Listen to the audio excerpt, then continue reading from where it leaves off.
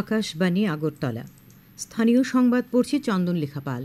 এখনকার বিশেষ বিশেষ খবর হলো, মুখ্যমন্ত্রী অধ্যাপক ড মানিক সাহা আজ নতুন দিল্লিতে প্রধানমন্ত্রী নরেন্দ্র মোদীর সঙ্গে সাক্ষাৎ করেছেন। কৃষিমন্ত্রী রতনলাল নাথ বলেছেন, রাজ্যে উন্নয়নের ধারা অব্যাহত রয়েছে।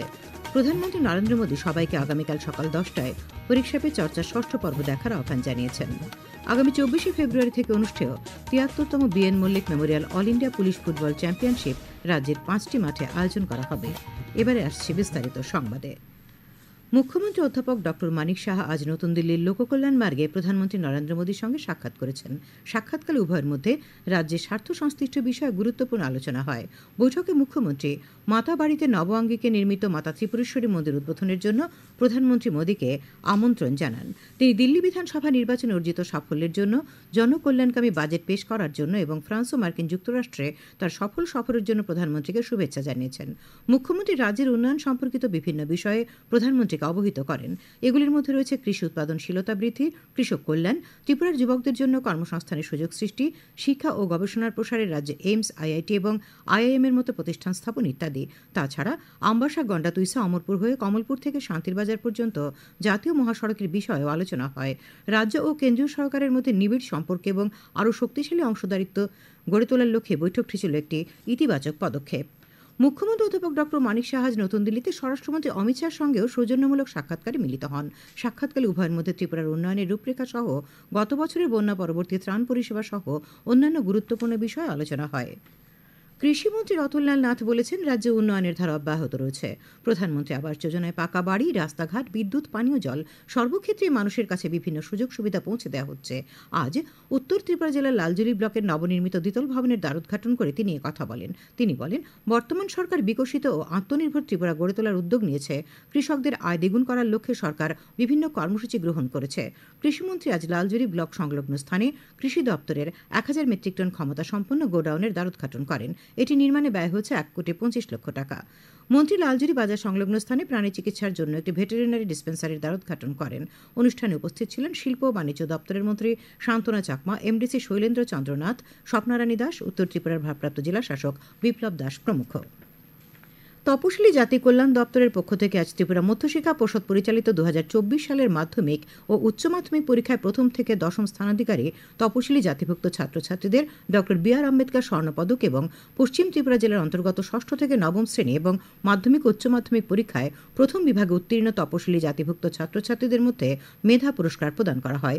এই উপলক্ষে আগরতলা রবীন্দ্র শতবার্ষিকী ভবনে আয়োজিত অনুষ্ঠানে তপশিলি জাতি কল্যাণমন্ত্রী সুধাংশু দাস বলেন, রাজ্য সরকার শিক্ষা ব্যবস্থাকে আধুনিক করার জন্য বিভিন্ন উদ্যোগ নিয়েছে। তিনি রাজ্যের বিভিন্ন ব্লকে বিদ্যাজ্যোতি স্কুল, পিএমসি স্কুলগুলিতে গুণগত শিক্ষা প্রসারের বিষয় উল্লেখ করেন। তিনি বলেন, দেশের বিভিন্ন বড় শহরে ছেলেমেয়েদের তুলনায় রাজ্যের শিশুরা যাতে শিক্ষায় পিছিয়ে না থাকে তা নিশ্চিত করা এই পদক্ষেপের মূল কারণ। তিনি আরও বলেন যে তপশিলি জাতি কল্যাণ দপ্তর তপশিলি জাতি ছাত্রদের কল্যাণের জন্য বহুমুখী প্রকল্প হাতে নিয়েছে। এর মধ্যে রয়েছে বোর্ডিং হাউস এবং শিক্ষাগত পরিকাঠামো তৈরি করা, প্রাক মেট্রিক এবং পোস্ট ম্যাট্রিক স্কলারশিপ প্রদান ইত্যাদি। অনুষ্ঠানে উপস্থিত ছিলেন আগরতলা পুর নিগমের মেয়র তথা বিধায়ক দীপক মজুমদার, বিধায়িকা মীনারানী সরকার প্রমুখ। Central board of secondary education CBSE পরিচালিত এবছরের মাধ্যমিক পরীক্ষা আজ থেকে শুরু হয়েছে।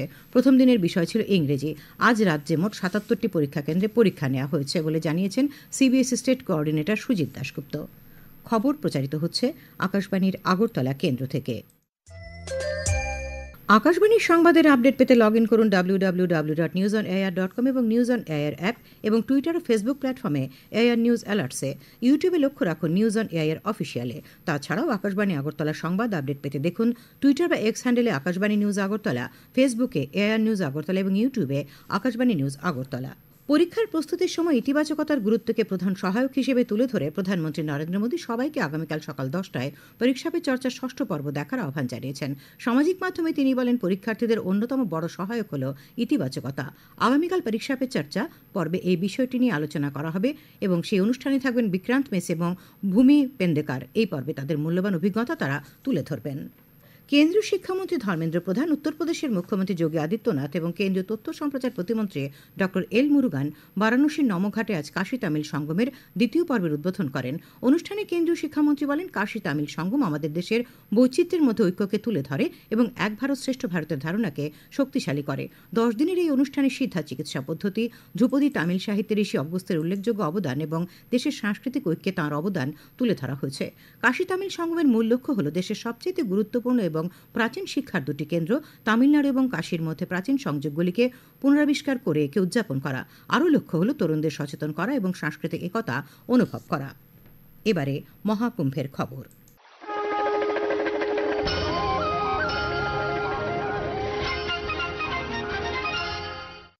প্রয়াগরাজের মহাকুম্ভে ভক্তদের অতিরিক্ত ভিড় সামলাতে উত্তরপ্রদেশ সরকার আগামী 3 দিনে অতিরিক্ত 2250টি বাস চালানোর সিদ্ধান্ত নিয়েছে। এদিকে আজ বেলা 12টা পর্যন্ত 73 লক্ষেরও বেশি মানুষ প্রয়াগরাজের সঙ্গমে পুণ্যস্নান করেছেন। উল্লেখ্য, ভক্তদের নিরাপত্তার কথা মাথায় রেখে প্রয়াগরাজ সঙ্গম রেল স্টেশনে আজ এবং আগামীকাল যাত্রী চলাচল বন্ধ রাখা হয়েছে। সাংসদ বিপ্লব কুমার দেব আজ প্রয়াগরাজের ত্রিবেণী সঙ্গমে পুণ্যস্নান করেন। শ্রী দেব বলেন, আস্থা, নিষ্ঠা ও আধ্যাত্মিকতার মিলনক্ষেত্র হচ্ছে প্রয়াগরাজ। তিনি রাজ্যবাসীর মঙ্গল কামনা করেন।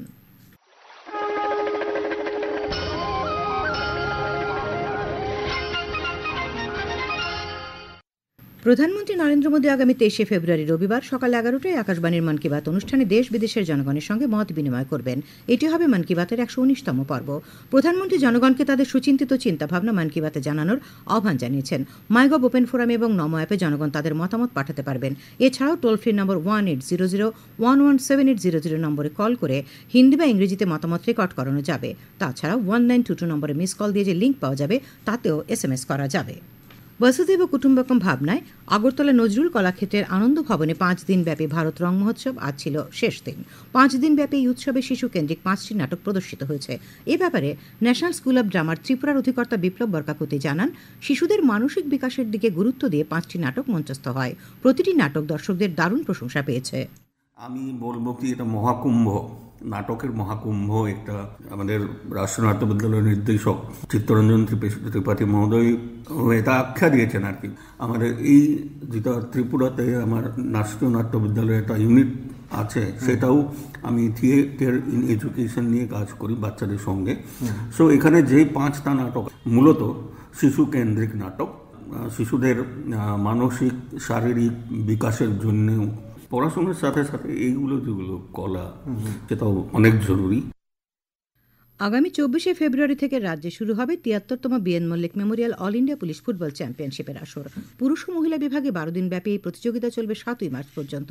এই প্রতিযোগিতা সফল করতে আজ আগরতলা শহীদ ভগৎ সিং যুব আবাসে ক্রীড়ামন্ত্রী টিঙ্কু রায়ের সভাপতিত্বে প্রস্তুতি সভা হয়। সভায় ক্রীড়ামন্ত্রী বলেন, সর্বভারতীয় চ্যাম্পিয়নশিপের আসরকে সফল করার জন্য যুব বিষয়ক ও ক্রীড়া দপ্তর সব ধরনের সহযোগিতা করবে। সভায় পুলিশের ডিআইজি প্রবীর কুমার জানান, 73তম B N Mallick memorial all India police football চ্যাম্পিয়নশিপে বিএসএফ, সিআরপিএফ, আরপিএফ, সিআইএসএফ সহ মোট 43টি দল অংশ নেবে। এর মধ্যে 34টি পুরুষের দল এবং 9টি মহিলা দল। আগামী 21শে ফেব্রুয়ারি থেকে দলগুলি রাজ্যে আসতে শুরু করবে। রাজ্যের 5টি মাঠে চ্যাম্পিয়নশিপের আয়োজন করা হবে। এগুলি হল উমাকান্ত স্টেডিয়াম, মোহনপুরের তুলাবাগান স্টেডিয়াম, জিরানিয়ার শচীন্দ্র কলোনি মাঠ, জম্পুইজলা মাঠ এবং উদয়পুরের চন্দ্রপুর মাঠ। প্রস্তুতি সভায় পশ্চিম ত্রিপুরা জেলা পরিষদের সহসভাধিপতি বিশ্বজিৎ শীল, পুলিশের অতিরিক্ত মহানির্দেশক এম রাজা মুরুগান প্রমুখ উপস্থিত ছিলেন। দক্ষিণ জেলা অন্ধত্ব নিবারণী সমিতির উদ্যোগে আজ বিলোনিয়া মহকুমা হাসপাতালে চোখের ছানি অপারেশন শিবির অনুষ্ঠিত হয়। শিবিরে মোট 41 জন রোগীর চোখের ছানি অপারেশন করা হয়। আবহাওয়া, আগামীকাল আকাশ পরিষ্কার থাকবে, সকালে হালকা কুয়াশা পড়বে। আগামীকাল তাপমাত্রা সর্বোচ্চ 30 ডিগ্রি সেলসিয়াস এবং সর্বনিম্ন 14 ডিগ্রি সেলসিয়াসের কাছাকাছি থাকবে। আজ দিনের সর্বোচ্চ তাপমাত্রা ছিল 28.8 ডিগ্রি সেলসিয়াস এবং সর্বনিম্ন 12.8 ডিগ্রি সেলসিয়াস। শেষ করার আগে খবরের বিশেষ বিশেষ অংশগুলি আরেকবার। মুখ্যমন্ত্রী অধ্যাপক ডক্টর মানিক সাহা আজ নতুন দিল্লিতে প্রধানমন্ত্রী নরেন্দ্র মোদীর সঙ্গে সাক্ষাৎ করেছেন। কৃষিমন্ত্রী রতনলাল নাথ বলেছেন, রাজ্যে উন্নয়নের ধারা অব্যাহত রয়েছে। প্রধানমন্ত্রী নরেন্দ্র মোদী সবাইকে আগামীকাল সকাল 10টায় পরীক্ষা পে চর্চার 6ষ্ঠ পর্ব দেখার আহ্বান জানিয়েছেন।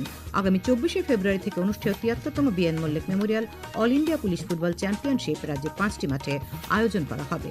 স্থানীয় সংবাদ আজকের মতো এখানেই শেষ হলো।